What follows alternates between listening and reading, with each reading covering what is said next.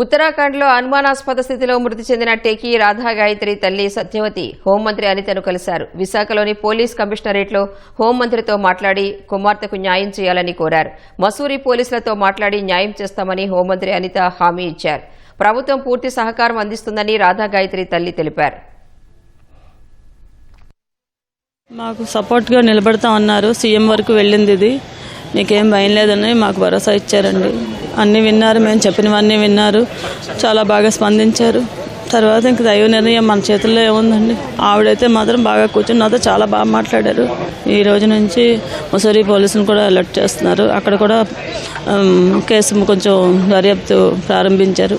మేము పక్కగా అన్నీ చూస్తున్నాము, మీకేం భయం లేదు అని చెప్పారండి. ధైర్యంగా ఉండండి, మనం అంతా పోరాడదాం కలిసి అన్నారు. మన స్టేట్కి సంబంధించింది కాబట్టి మేము పక్కగా మీ వెనకాతలు ఉంటాము అని భరోసా ఇచ్చారు మేడం గారు. ఈరోజు చాలా దురదృష్టకరం గాయత్రి మరణం. వాళ్ళ తల్లిదండ్రులు కూడా ఇప్పుడు వచ్చి నన్ను కలవటం జరిగింది. వాళ్ళ బాధ అయితే వర్ణనాతీతం.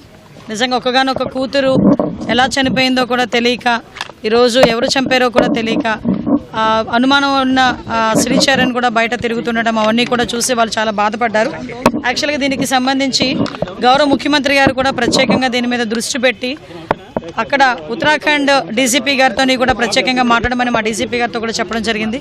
ఇక్కడ నుంచి సిపి గారు, అదేవిధంగా డీసీపీ ప్రశాంతి గారు, వీళ్ళందరూ కూడా ప్రత్యేకంగా దీని మీద దృష్టి పెట్టి వాళ్ళతో కోఆర్డినేట్ చేసుకోవడమే కాకుండా ఇన్వెస్టిగేషన్ విషయంలోనే కానీ వాళ్ళకి ఎటువంటి సపోర్ట్, లీగల్ సపోర్ట్ కావాలన్నా ఇవ్వడానికి మన ఆంధ్రప్రదేశ్ పోలీస్ అందరూ కూడా సపోర్ట్ చేస్తున్నారు.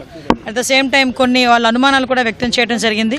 ఆ అనుమానాలన్నింటి మీద కూడా వాళ్ళకి కూడా డిపార్ట్మెంట్, అక్కడ ఉత్తరాఖండ్ డిపార్ట్మెంట్ వాళ్ళకి ఎవరైతే ఐఓ ఉన్నారో, ఇన్వెస్టిగేషన్ ఆఫీసర్ ఎవరైతే ఉన్నారో వాళ్ళకి కూడా కొన్ని వాళ్ళు ఇచ్చిన అనుమానాలు ఏదైతే ఉన్నాయో అవన్నీ కూడా చెప్పడం జరిగింది. ఓవరాల్గా కంపల్సరీగా గాయత్రి మరణం వెనకాతల దాగి ఉన్న రహస్యం తెలియాలి. అట్ ద సేమ్ టైం ఎవరైతే నిందితులు ఉన్నారో వాళ్ళకి కఠిన శిక్ష పడాలి. దానికి సంబంధించి ఆంధ్రప్రదేశ్ గవర్నమెంట్ తరపున ఎంతవరకు సహాయ సహకారాలు అందించాలి, అన్ని సహాయ సహకారాలు కూడా గవర్నమెంట్ అందిస్తుందని మీ అందరికీ కూడా తెలియజేసుకుంటున్నా.